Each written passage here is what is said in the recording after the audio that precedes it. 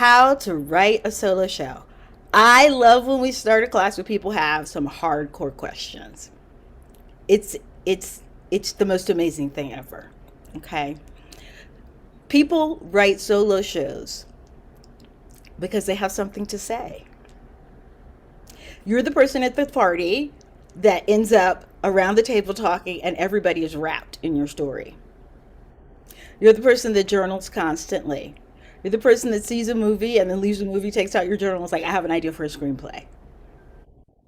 You're the person that has family members that can tell a story so well that when you go to their house, nobody even bothers to turn on the TV because you come from a generation or several generations of natural storytellers.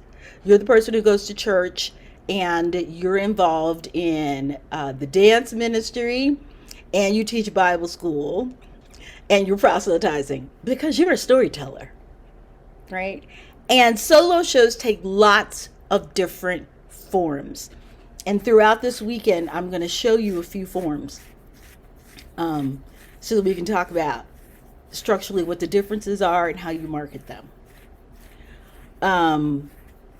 So the first format that everybody knows, and I get this question all the time, is stand up.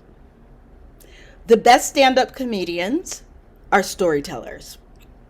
Sunset Strip with Richard Pryor.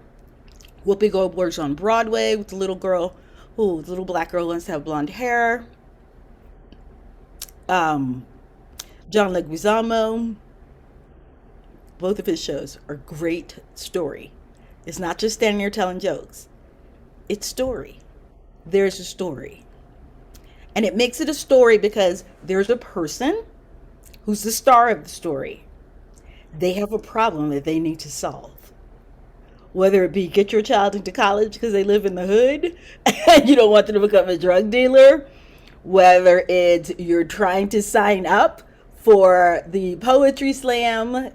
Sarah Jones's shows is about this. You're trying to sign up for the poetry slam, and because you're handicapped, they don't have access for you to get into the theater, right? Bridgerton Tunnel is a story like that. It's a moment and a slice of life. And sometimes people feel like, oh, I don't want to write a story. I don't want to tell my business. I don't want to have therapy. I don't want to be self-indulgent. I don't want to worry about what people say. What if my family gets upset? Blah, blah, blah, blah, blah, blah, blah. We have 10,000 reasons why we aren't writing, and that's why we're not writing. Let me say that again. We have 10,000 reasons why we're not writing, and that's why we're not writing. You pick up the pen, you put it to the paper, you write. That's it. What comes up is what comes up. If you just got off the phone with your friend for 20 minutes, guess what? You just told a story. Record it. Right? It's not that deep. And some of the things that get in the way are reasons why you're not writing it. You're worried what other people will think. You're putting all these carts before the horse because you haven't written it yet. And I truly and firmly believe that if you have an agenda for your story, I want to write a feminist play. I want to write, the reason it's not written is because that's not the story that your heart wants to tell. The story your heart wants to tell, if you come to the page every day for 10 minutes, will emerge. It's the everyday pieces of your life. Stories can be told in the first person. When you go see an author at Barnes & Noble's do a reading of their book, guess what? That's a solo show. They are reading a story to you. Right? When you listen to NPR and you listen to performers on NPR sing a song, that's a solo show because that song is a story. Go look at the lyrics. When you go to the Moth and somebody tells you about their first love, that's a solo show. When you watch a TED Talk that has a beginning, middle, and an end, and the person tells you how they're changed by the end, or you're changed by the end, that's a solo show. So some of the things that get in the way is we have an agenda for our writing that has nothing to do with the story our heart wants to tell. And two, we have a very limited idea of what solo work is. If you've written a memoir, if you have short stories and you read them out loud, that's a solo show that can be sold to the French Festival, New York Fringe, Edinburgh Fringe, any Fringe in the UK. You can do it at church. You can do it for Women's History Month, Black History Month, Asian History Month, Pride Month, at the local library or at the local university, or your sorority has their annual conference. There are so many ways to do a solo show that we limit ourselves, and it stops us from 1, starting, 2, finishing, 3, monetizing it. You just have to have the desire to come to the page and brainstorm every day. And by brainstorming, I mean writing longhand. I have solved so many of my business problems by my habit that I have created of coming to the page every single day, no matter what, if I have nothing to say, if I'm just going to bitch and moan, and committing to staying on that page. For me, it's about 15 pages, but it started as 3. That is where I solve problems. That is where I start stories. That is where I figure out, how can I monetize this? Oh, let me go online and see people telling stories. And I discovered First Person Story Festival. Well, let me send my script there. They don't even want the whole thing. They want 5 pages, right? Story is 5 minutes of a person standing there talking. I'm doing a solo show right now. This is my solo show. How easy it is to write a solo show. My first solo show was the first moments in my life that I remember that changed me. That's how I began writing. I'd say, oh, okay, the first time somebody told me I was a liar. That's the first 5 minutes of my show. If you've seen my TED Talk, that's what it is. The format of a TED Talk is a great solo show, right? A problem, and then 3 examples of how you solve this problem.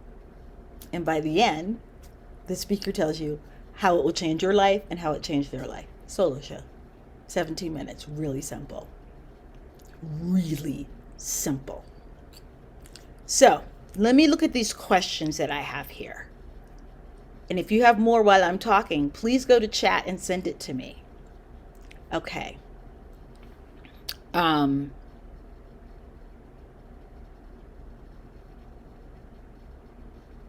Okay. So I had a great question from Cian, which was, I have a solo show. I don't know if it's still relevant. I don't know what I should do with it. There's a couple of things you could do. And this also goes to Earl's question of memorization. You need to read the show out loud. If you read your show out loud every day, if you have time, 2 or 3 times a day, the entire show, it will be memorized. Every day. Every single day. 2, read the show out loud. Invite your friends over to watch. Do it on Zoom. Schedule a reading on Zoom. Read it out loud. Don't record it. Read it out loud. For you to feel it and to have someone to talk to. And I call that my storytelling circle. When you invite people to your house or you have a Zoom party and you have faces, eyes that you can look into and talk to, and treat the story, the solo show, like a conversation that you're having with your friends. Okay? You have Facebook Live? Go on Facebook Live. Read sections of it. Go on Instagram Live. Read sections of it. Go on YouTube. Read 5 minutes of it. Or read the whole thing and then make it unlisted and only give the link to people you love. But mostly, you reading your story out loud, looking into someone else's eyes, will tell you where it needs work. Read it over and over and over and over and over and over again. Okay? That's how you figure out what works and what doesn't. And you read it to regular people. I sent out a blog about 2 weeks ago called 10 questions to ask your friend about something you've written. If you didn't see it, go back in your email. It's my Badass Writers blog. It's a great post. You can use those 10 questions after the reading so that you guide what you want to hear from people. Okay? So, I've answered memorization. Read it out loud. every day. Read it out loud every day. This is particularly important for solo shows because it is a first person kind of art form where you're standing there talking to people. Usually I would say write it down by hand, but actually the repetition of reading it out loud, like you're talking to someone, like activating the text, I find is the most powerful way to memorize it. So before my show premiered off Broadway, I had read that show, I'd done readings of it everywhere I could find somebody that would listen. Poetry readings, bars, clubs, writers' residencies. I also hired an actor to read it for me, which is a really strong strategy, CN, for an existing show. If you want to make changes, find an actor who is a solo performer. If you got to think about it, they ain't a solo performer. The first person that comes to mind is the most charismatic chameleon-like actor you know. Ask them to read it. Pay them. And record it if they're okay with that. You will learn more about your show than any place else. The next question is monetizing a solo show. Everything that I've told you so far is exactly how you monetize it. And I had a long conversation with Katie about accountability and finishing something. Before I've written any play, I had a place where people could find me and find out about my work. I mean, now I have an agent and a website. At the time, and I have plays. At the time, I didn't have all that, right? You know what I did first? I got an Instagram account and I told people about my play.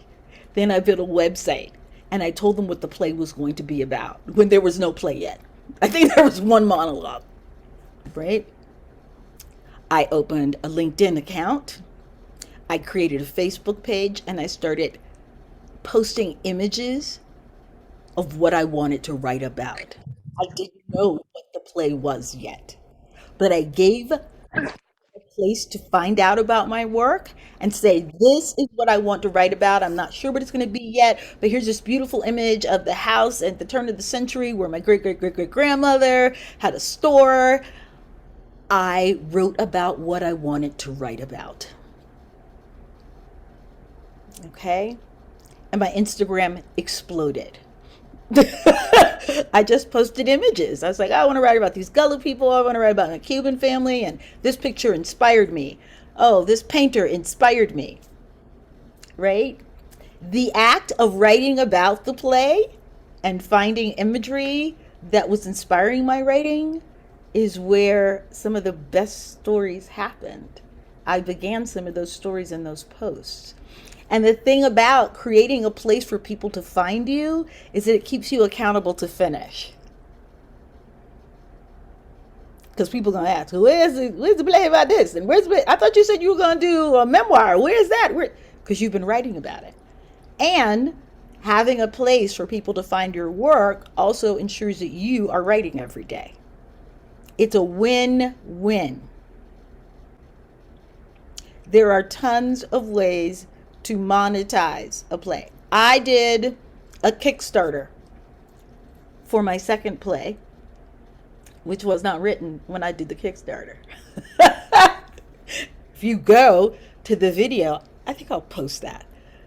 If you go to the video, I talk about what I want to write about. I tell stories from this very particular neighborhood in where I grew up and its history. And I start telling stories based on what I read that day. Right? So when I wanted to write this play, I started reading about that neighborhood. I went and got this book, The History of Black Miami by Dr. Marvin Dunn. I would read a chapter, I would see pictures, I go, oh, that's amazing, I know where that is. And then I would write a blog post about it. And it would trigger a memory. And I would continue writing that blog post in my journal until it ended up being a story. Right? So I tell stories. I learned in that book, for example, public schools for Black people didn't exist in Miami until 1953. That's crazy. And then there was only one. For people for like 100 miles, there was like one. And I wrote about that in a post. And I was like, I'm going to learn more about that. And I where I was like, what do I want to know? I want to know date. I want to know time. I want to know the building. I did some research.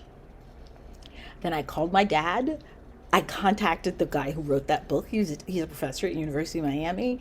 And the stories that he told me, I was like, what? He's like, you know that building on such and such and such and such. I was like, yeah, I know, a building I used to buy candy there. He's like, well, that building used to be.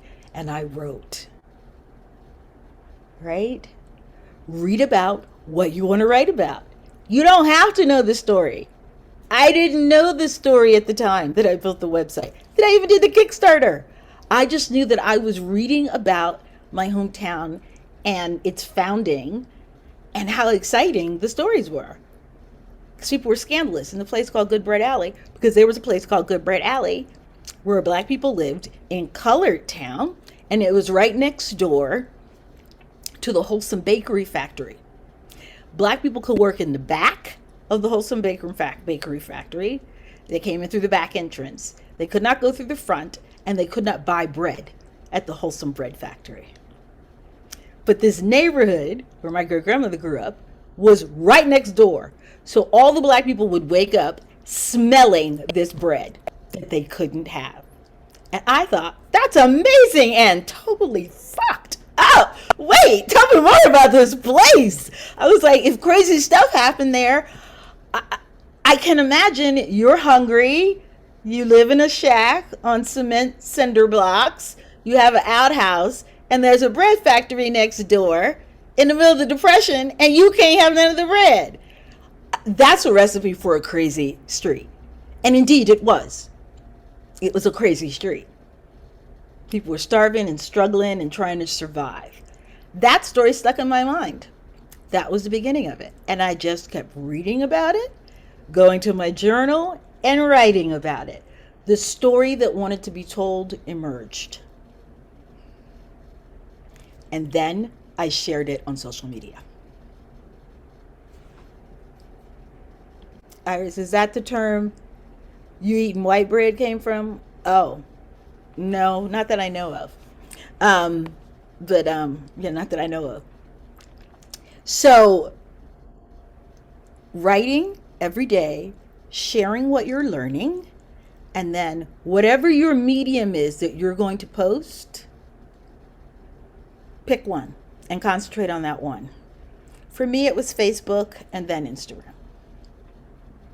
I just write, did you know? Right? Write out that story on Facebook and then finish my feelings about it in my journal. Or record and then immediately transcribe that. After a year of doing that, and then having people come to my house once a month, and I would do storytelling circles where I'd have my friends come over and prompt me. I'd be like, okay, so my grandmother's story is this, blah, blah, blah, blah, blah, blah. And then I went to grad school, and then da da da da, and they'd be like, what happened? I asked them to always make me clarify who, what, when, where, and then I recorded 6 hours. At the end of the year, I had 500 pages of raw transcript. I pulled the related themes from that transcript and began putting together a solo show, which was 50 pages long. But there were 3 or 4 plays in those 500 pages.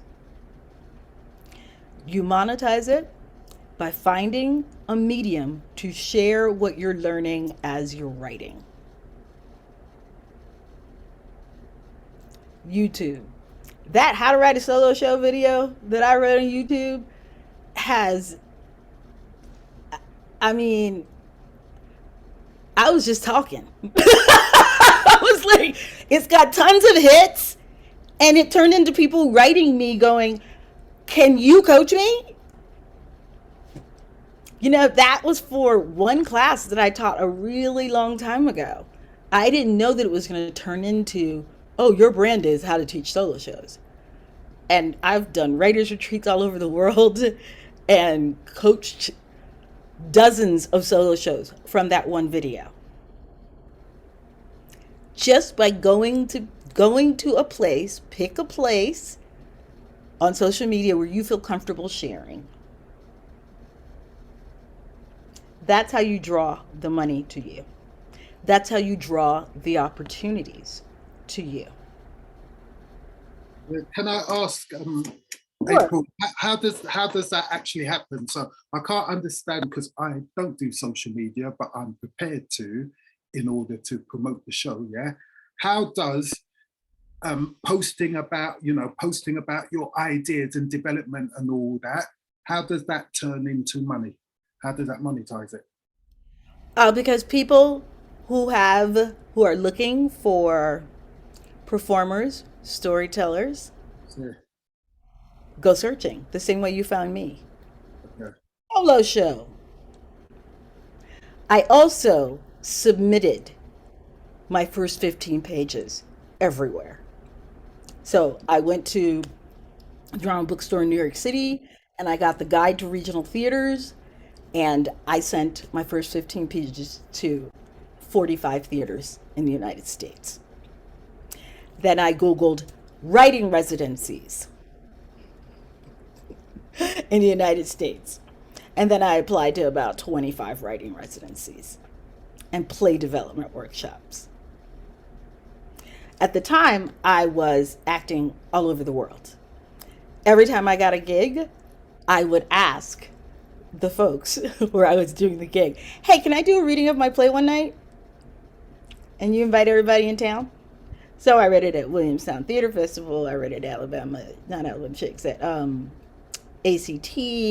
I read it at Seattle ACT. I read it at New York Theater Workshop. I read it like I invited the public to a reading at New York Theater Workshop. I read it at Dartmouth. I read it at the New York Stage and Film. I read it everywhere for free. Every theater that I worked at, every church that asked me, so when you do plays, the Black History Month play, the Women's Month play, you're always going to do a promo in a church in that town. Great Lakes Theater Festival. I would ask, oh, can I read from my play? I went to open mic nights. I went to summer stage. Hey, can I read my play? I never stopped talking about my play. So once you are in the milieu of where people tell stories, the more that you let them know you're here, the more opportunities to perform the play there are. And every time you perform it or talk about it, people go, well, where can I find you? You have to give them a place to find you. You have to pick an ad and then advertise in one of those places. But at first, I didn't advertise. I just shared how excited I was about the story. The same way you introduced yourself, Errol, and you told me what the story was about. That was really exciting. Why isn't there a video on YouTube about, I'm writing this play and it's going to be about this? There should be. And then a place for people to contact you to learn more about it. You begin building a mailing list. But most importantly, you give places for people to see you reading portions of your play. You can set up a Patreon page if you want, where people can donate to help you finish writing it. I did a Kickstarter, but I didn't do a Kickstarter until I had spent 4 or 5 years applying to stuff so people knew me. I raised $100,000 in 30 days with my Good Bread Alley platform, but that's because I had spent a decade telling people what I wanted to write about. Like, I had a following. I had 5,000 Facebook followers. I had 3,000 at that time Instagram followers. Now I have 7. Like, I took that shit seriously. Like, I was in it. I did not miss a day of talking about my work. That's how you monetize it. And eventually, all those places that I applied to, Sundance, the Lark Play Development Center, New York Stage and Film Play Development, all of those places, if they took me, I had a reading, I would do the reading there. I would have a sign up sheet at the table for the reading, have people sign up, and then keep them posted, send them blog posts, direct them to my Instagram, I never stopped talking about my play and I built a following. All of those places that turned me down passed my play on to someplace else.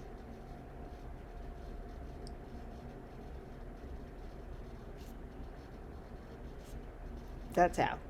And then eventually a theatre or someone will come along and pay you to perform it. Is that the idea? Yes, of course. I've been writing that theater every month, sending them something new about my play. Like, I had very specific goals of where I wanted to perform my play. There were two theaters that I was targeting. So those theaters, I got involved in the community at those theaters. I did readings for free at those theaters so that when I had a play and I asked them, hey, I've been going to upstate to do these retreats with you guys and read plays for other people. Can I read a section for my play? Sure. Can I invite other theaters? Sure. And then I wrote everyone on my email list. Do you know someone in the theater world who will come to my play reading? I packed the house with supporters, but I also packed the house with theater makers and decision makers. So there were 3 artistic directors at that reading. At the end, one artistic director came up to me and said, I really like this. Are you interested in doing your play here? It was really like incredible. Like that never happens. But I set it up. I wrote every playwright I knew, every Pulitzer Prize winning writer I knew, and said, listen, I'm doing this reading this day. Can you get so and so in the room? So when you have 3 off Broadway artistic directors in the room, something's going to happen because they're looking at each other going, what are you doing here? What are you doing here? What are you doing here? So a bidding war happened. And I got my play done. Again, the first thing I did was give people a place to find me and talk about the play. It doesn't have to be done. So, for example, you have this play that's happening in the prison system in the 90s, Errol? Yeah, it's in the 80s. So it's set in the 80s. This is the time of slop out when there were no sinks and toilets in the cells. Everyone had a bucket. There was overcrowding and Okay. people were doing really long sentences for minor shit. Okay, so I'm going to share my screen with you. This is the first video I did. Well, I didn't know what I was writing about. Okay?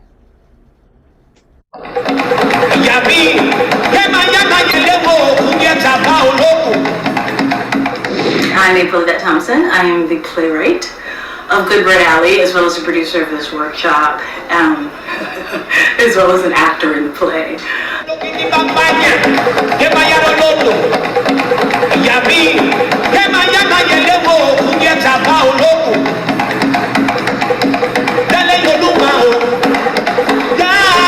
Very few people know there was a hurricane in Miami called the Great Hurricane. This play, Good Bread Alley, begins 8 days before the storm. This hurricane wiped out the town as we know it. It left a cholera epidemic in its wake. Of course, all of the wealthy northeastern white families who had summer homes in Miami were gone for the season. So that left Haitian people, Bahamian people, Cuban people, African American people, Gullah people. That opened this window after the storm. And the result was that some black folks came out of that, and some Afro-Latino people were like, oh, well, it's just us. We get to rebuild the town. Let's build it our way.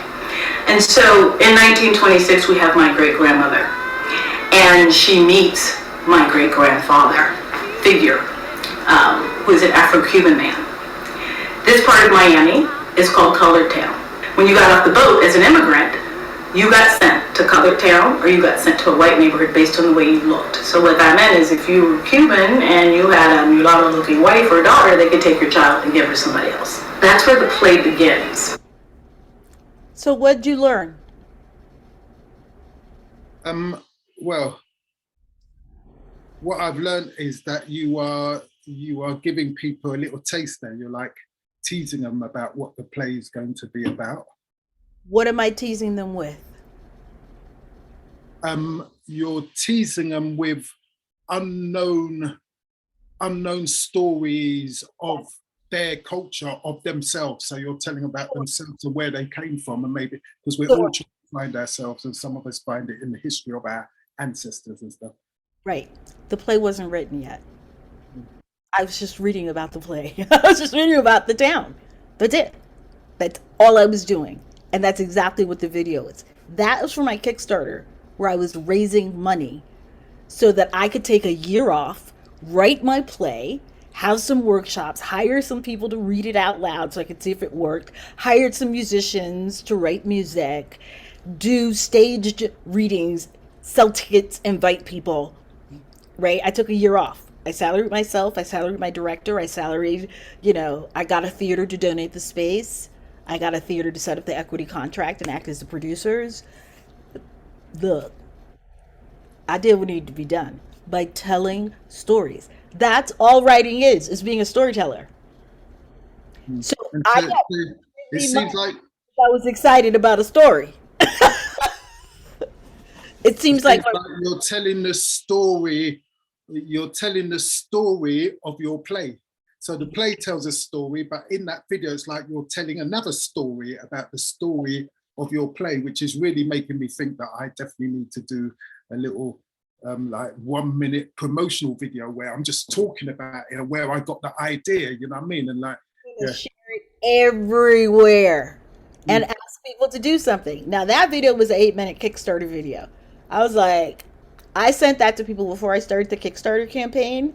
And I was like, if I do this Kickstarter campaign, can you pledge ahead of time? They'll be like, yeah. I'll be like, how much can you pledge? They'll be like, oh, $500. Okay, great. Then I'm going to start with that $500 and say, today I have someone who's promised me $500 if I can raise $500. So before I even did the Kickstarter, I had 10 people who had agreed to give me $100, $10, and then I did that enough, and one producer picked up the phone and was like, "Let me call my guy, who's my financial advisor." She called him, and he was like, "Oh, well, if we get to like front row seats to the production, we'll pledge $10,000." I was like, "What? What?" And I was like, he's like, "But you got to match that. Can you match 10K?" I was like, "I will get back to you in 48 hours." That's how I did a Kickstarter. I had those promised funds. But again, he was like, "Well, where can I learn about this girl's play?" Then I sent him an email. These are links to 4 different videos. These are links to me reading out loud. There's a reading I'm doing at this day. One guy promised me money. I scheduled a reading for the next day, and I told him the reading had been in the works for weeks. I was trying to be someplace every month, reading sections of the play or telling stories that would end up in the play to keep it in people's minds. But again, every month there was a reading somewhere. Every day there was a post somewhere, a compelling post of me telling a story about my play. That's how I monetized it. You do that long enough and you look for opportunities, people will show up. But you got to decide, where is your ideal place for this thing to end up? I knew I wanted my play. I had gone and watched solo shows around the country and off Broadway. There were 2 or 3 Whoopi Goldbergs on Broadway and Elijah's Sons, No Child, who I was like, I really like the format of those. Totally complete stories with a strong beginning, middle, and end. Protagonist that's changed by the end. All right, I was like, I don't know if I want the monologue format, if I want the one continuous story like Elijah does, but let me go watch them. Then I went to the theaters where they were produced. I went and saw stuff at Ars Nova, The Public, New York Theater Workshop. I started looking at the work of these people. And I said, I want my play to be done at either New York Theater Workshop or The Public. And every play I went to, at the end, I would talk to the person and say, how did you get this produced? And they were like, what do you want to do? I was like, I want to do a well-made story that's a solo show, and I would like to do it at New York Theater Workshop or The Public. They were like, you're very specific. I was like, because that's going to help me determine how I need to market it to get them interested. I need to brand my play in a way that resonates with their work. It's easier with a theater, right? If you're going to do the Moth or you're going to do a TED Talk, where do you want this to end up? That's how you determine where you market it. Okay. So for me, being on social media, and my strongest theater contacts were in Facebook. that and the internet, the emails and stuff. But Facebook first. I was like, all the theater people I know are on Facebook. Let me make sure I'm in all the groups that all of my contacts in the New York theater world are. That's where I focused. Not on where I'm from, my hometown, Miami. New York theater, because I knew the theater that I wanted my play to produced in was in the Lower East Side of New York, in the off Broadway nonprofit kind of funky hippie. That's the aesthetic of those theaters. I was like, that's where I need to be. So I started with Facebook and all the theater groups, where of course all the casting people, all the actors, all the artistic directors, all the directors, all the associate artistic directors, all those people are on social media in theater groups. It's like you could talk to the star of Broadway play on Facebook today. Like, you can talk to the Tony winners on their Instagram page today. All of the people that could help me get my play produced were already in one place where I had a following. So I started posting every day on my page and in all the groups where those people were. And people started talking about my work. They're like, this girl won't stop talking about her play. I was like, right. And I've been working for you and collecting unemployment for 10 years so you can give me a reading. Right? You have to decide what world you want your story to land in and then become a part of that world and give that world a place to find you where all those people meet. Casting actors of color, New York City, Black Theater Network, that hey, they're there. Classical Theater of Harlem on their page, sharing. Public Theater has a page. New York Theater Workshop has a page. Second Stage has a page. You need to be involved in those communities and sharing your work. And then you need to pick a place every month live to go perform a section of it or just talk about it. You could talk about what I learned today. Did you know that there was just a bucket and people did not even have bathrooms? That's compelling. I'm writing So about I'm doing that at the moment. So I go to scratch nights. I'm always finding them and I just turn up or you pay the fiver. Sometimes you have to pay them and I just go. Sometimes it's only a fiver. I just go and I perform the bits that I know, just to get it on its feet and see how it feels. it.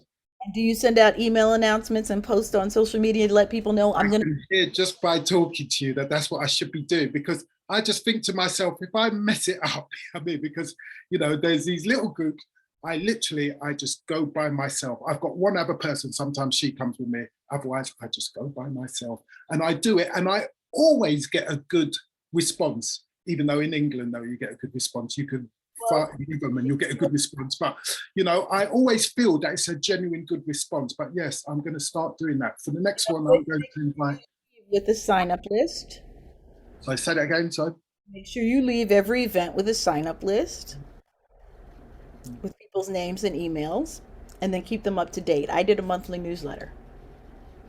My monthly newsletter was April and May, April and June, April and April, April and yeah, I know it was a lot, but people loved it.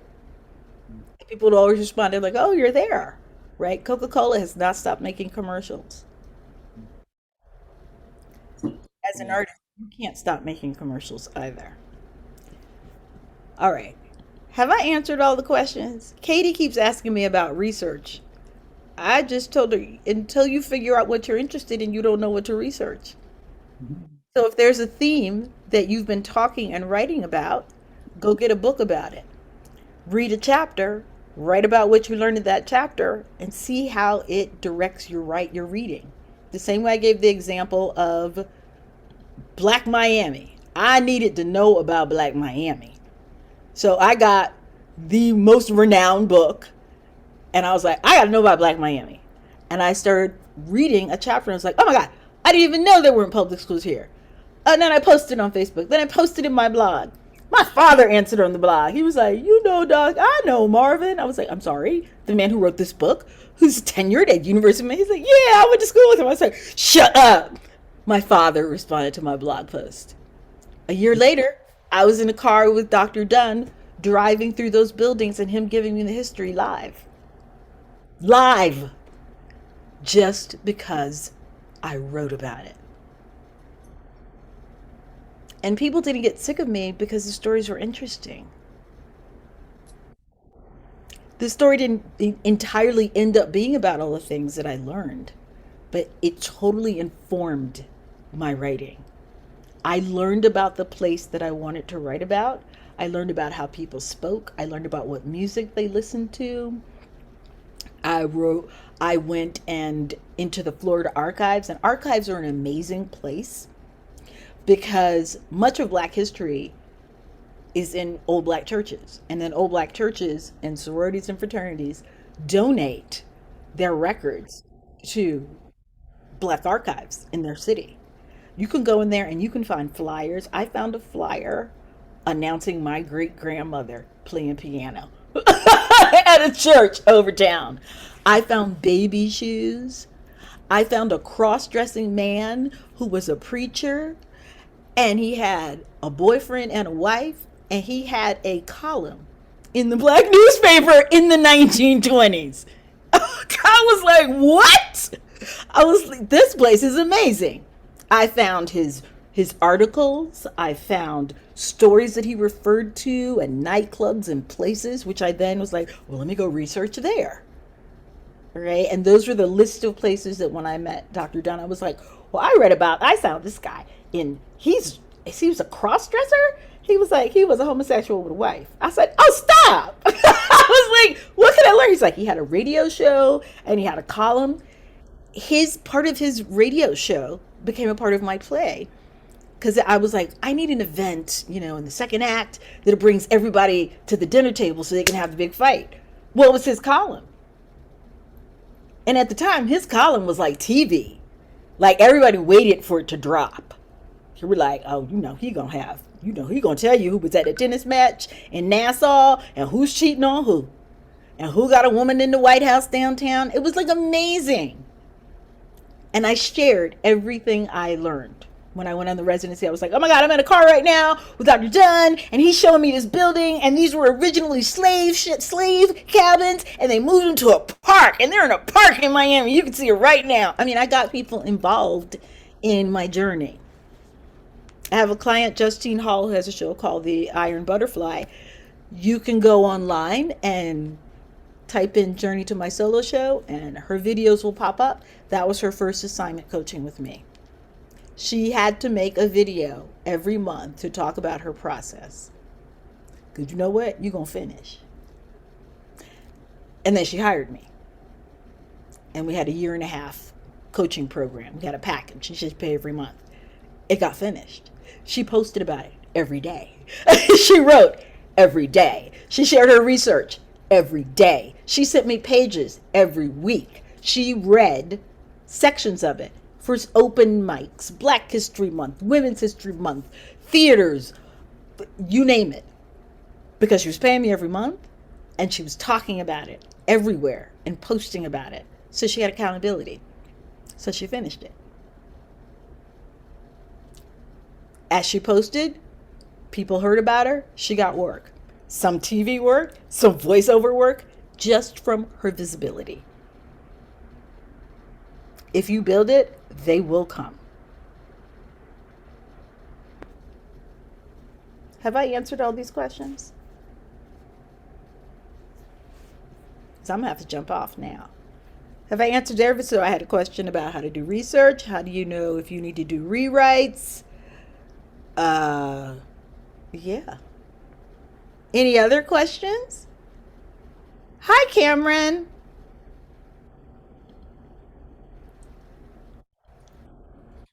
Hi, how you doing? Hi. Tell us why you're here. What you working on? Um, well, I was working on it wasn't a play per se, but it was just a script that I just decided to start working. I'm really new to it, but it was just an idea that came to me, and I've just been learning from different areas. Like I never written a play or anything, but I just saw this was just an opportunity to learn about it. So I'm just here learning, just to tap into this world and see what I can take from it and apply it to other areas. Okay. All right. Uh, do uh uh do do Okay. Are you an LLC? How did you build a brand? I built a brand by posting every single day. It's just that simple. And what resonated with people, the same way I'm teaching this class to you, I can come and talk to you about solo shows and marketing and producing all fucking day long. That may not be relevant to you. So I would post, and then the post that got people the most excited, I would write more about that. Right? You gotta you gotta write a lot and share a lot about your process before you even know what your brand is gonna be.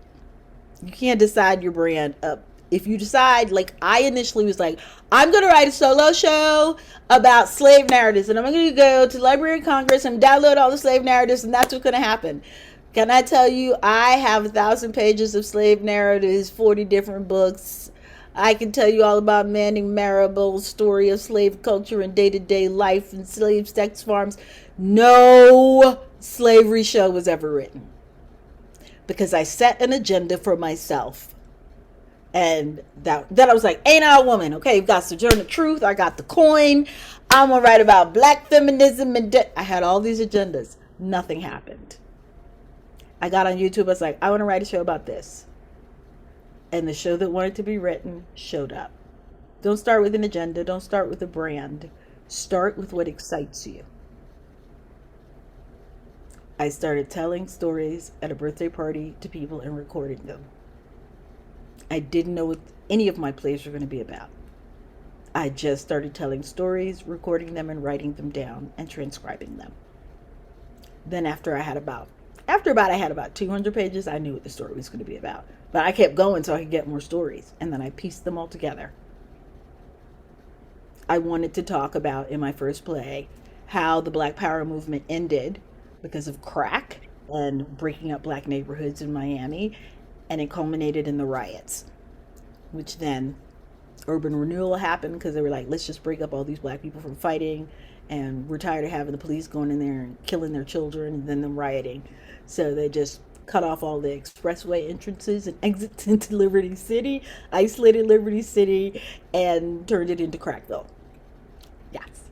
I was very interested in that. I learned that by telling stories about my childhood and what related them. Why was there struggle in my neighborhood? Because there was crack. Why was there crack? Because the Black Power movement had fallen apart. Because all social services were removed from the black community. Because Black Panthers were having free lunch programs. And black doctors were moving their offices back to black neighborhoods.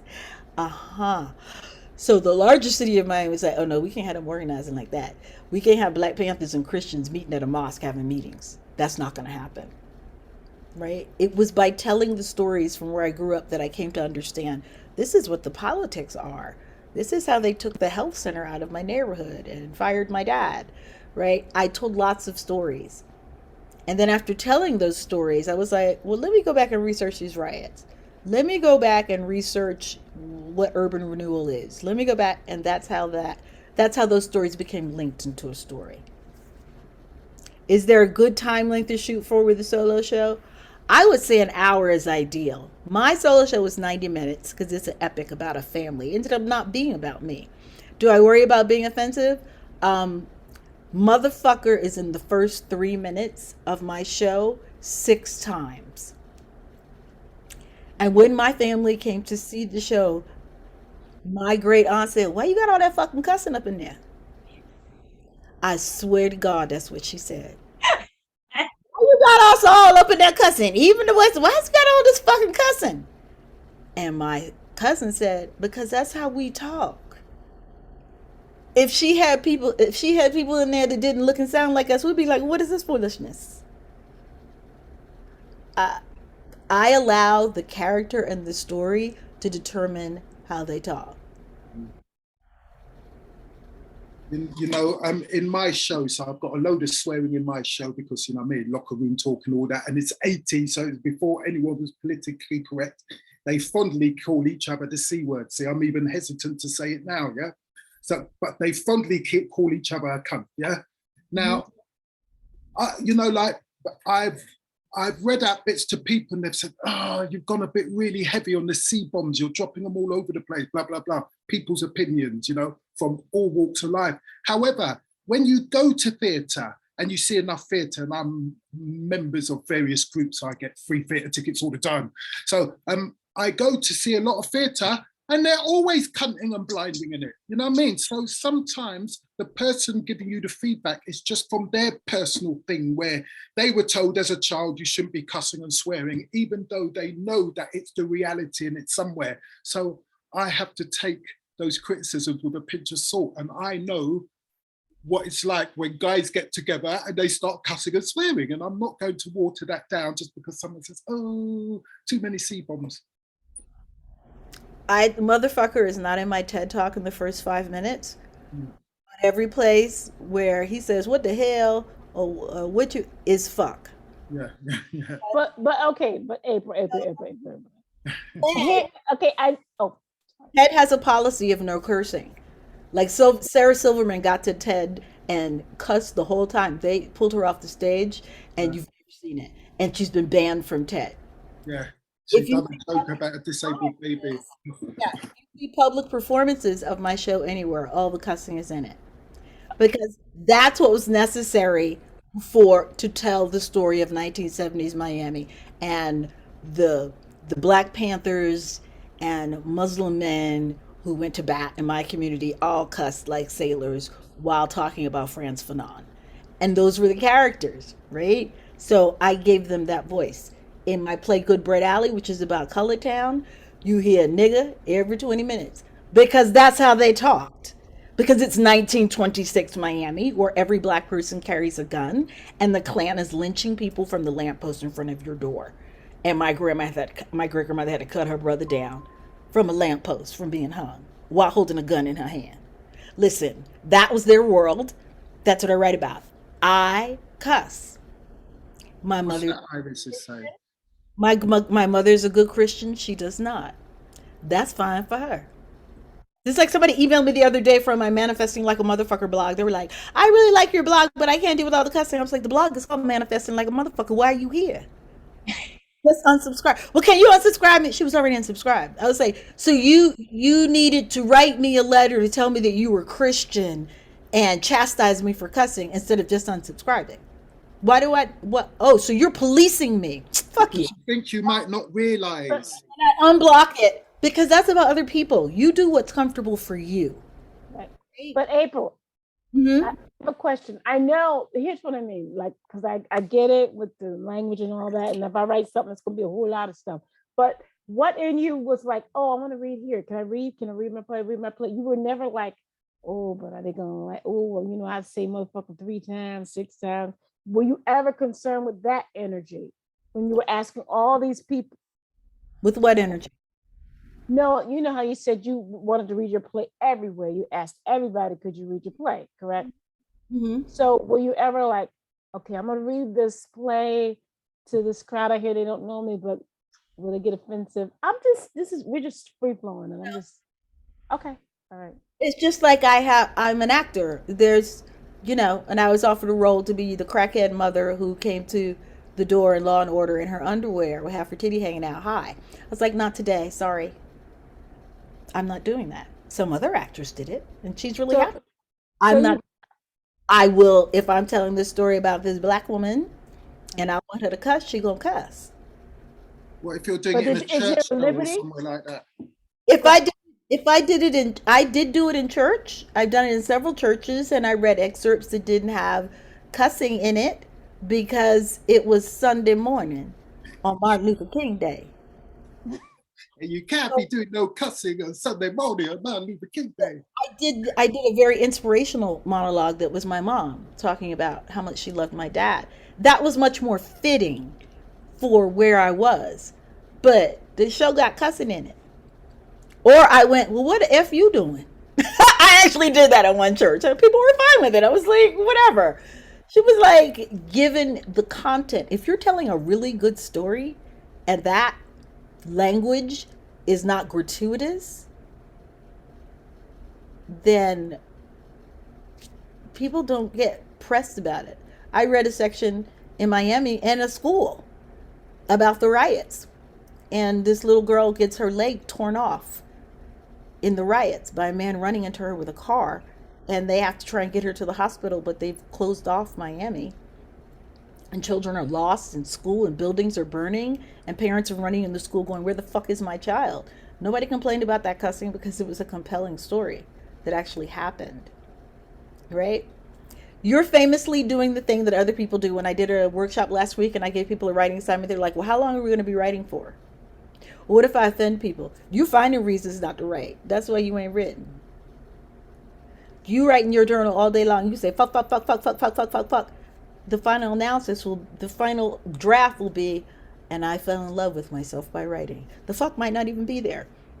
But if you're still at finding reasons why not to write, then you won't write. It's actually just that simple. You can always do rewrites. I got another class. So I'm going to see you guys tomorrow. I am going to send you a form, a quiz, a discovery quiz, so that I can learn more about what you're struggling with. I need you guys to fill that out for me tonight. Iris, you did it. You need to be more detailed. If I ask you to paint a picture of what you would like to see in your life, paint that picture. This is a chance to write. Right. I'll send that link to you. You can probably just go through your emails. I've already sent it to you. The Zoom invitation has the link too. Go in, do it, send it to me, and I will speak to that tomorrow morning. April, I already did it. Do I need to do it again? It's not detailed enough. I did not just say it's not detailed. Didn't y'all just hear me telling you how detailed enough? Iris, we're gonna get in class. I know, no, that was You said Katie. Iris. Katie. No, I'm Iris. How you doing? No, mine was not detailed. Iris, This is Katie. much as you talk in class, Iris, that No, it was Katie. It was Katie who asked the question. Yeah, no. Okay. This is Katie talking. Ghetto. See you guys tomorrow.